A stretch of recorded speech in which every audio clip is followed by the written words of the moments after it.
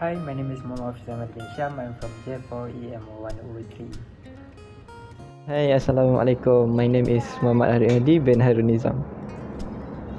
Assalamualaikum. My name is Muhammad Jamil bin Nazaruddin.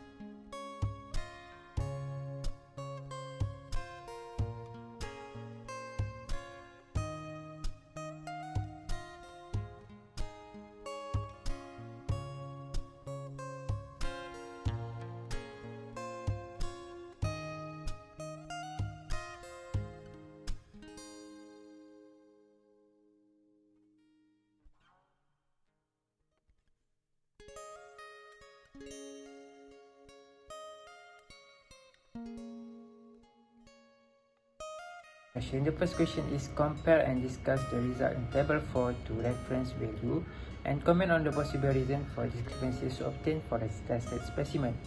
Alright, so the reason the result is different because the value of the experiment is exposed to some external factors. So this is include thermal expansion and machine inaccuracy. For reference value is based on the experiment as has been carried out. The external factors are neglected.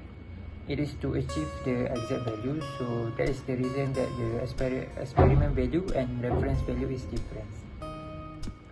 So for the next question, compare and discuss the similarities and differences in mechanical material properties for the material tested. So this is my answer.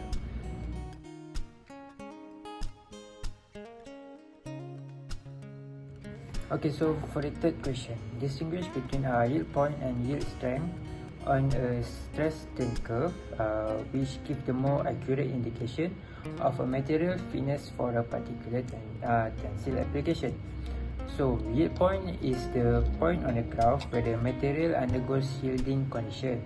It is when the material will begin experience plastic deformation. And for the yield strength, it is the amount of stress needed to be applied onto material for it to reach the yield point. The yield point is the most important compared to the yield strength. It is because the yield point shows the fundamental properties in tensile test application, and it shows the beginning of the plastic deform. So for the fourth question, distinguish between the proportional limit and the elastic limit for each material. Which is the more important indicator of a material mechanical behavior? Okay, so the answer is proportional limit shows the highest amount of stress that is directly proportional to the strain. It is also known as the point of the stress strain curve, where the material starts to enter non-linear region of the curve, which is the plastic deformation region. For the elastic limit, it is the more important mechanical properties when compared to the proportional limit. It is because it shows how much stress can be applied at the material before it enters the plastic region. Elastic limit is the highest amount of stress that can be applied into the object when the load is released. It will return to its original length, and its stress that less than this will become elastic. What are the advantages of stress strain diagram over a load deformation diagram for showing the result of a test? So the stress strain diagram is a lot more useful compared to the load deformation diagram. This is because it can be used with any different specimen without having to care about the dimension of the specimen. As for the load deformation diagram, it is different because it is different from the stress strain diagram, as any changes in the specimen dimension will be considered at all times. Even though if you use the same specimen, but if there is a little different in dimension, you need to grab the new graph. It shows the stress strain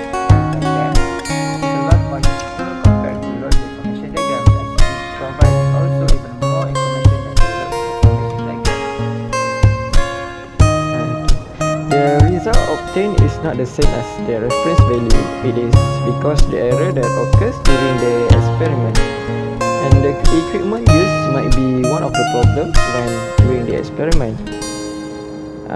The temperature of the surroundings also contributed to the error that occurred.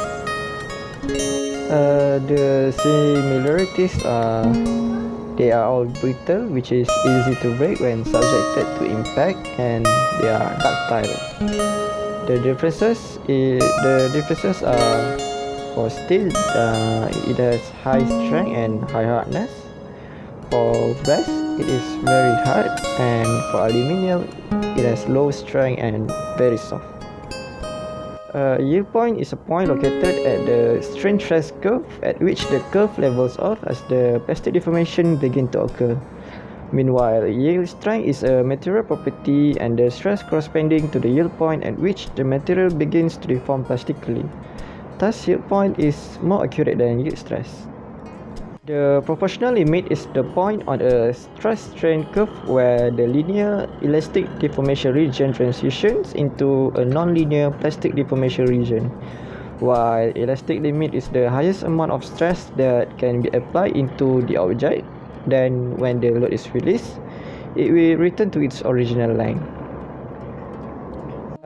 From stress-strain curve, we can collect many mechanical properties such as material strength, toughness, elasticity, and more, while load deformation diagram can only show us the condition of material after the impact indirectly.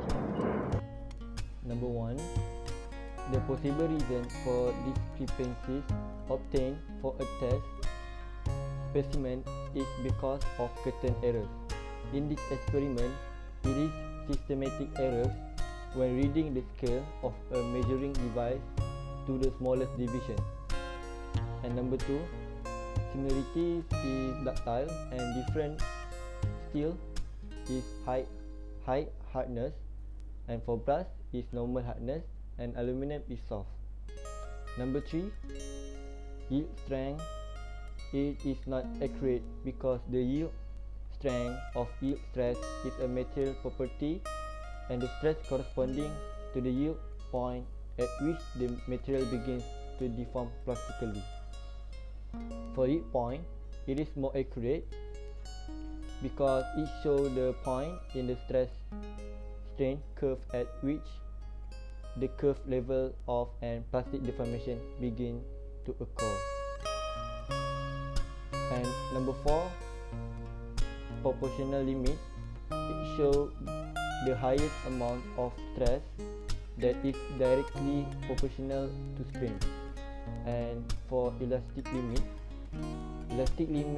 is the highest amount of stress that can be applied into the object that when the load is released, it will return to its original length. And last but not least, number 5, we can identify the modulus of elasticity for the sample use. The slope of the load elongation curve will not be the same as the slope of the strain stress curve. Stress is load divided by constant, it is area, and strain is elongation divided by another constant, it is original length. But the two constants are not the same. The slope of the plastic portion of the load elongation curve is called stiffness.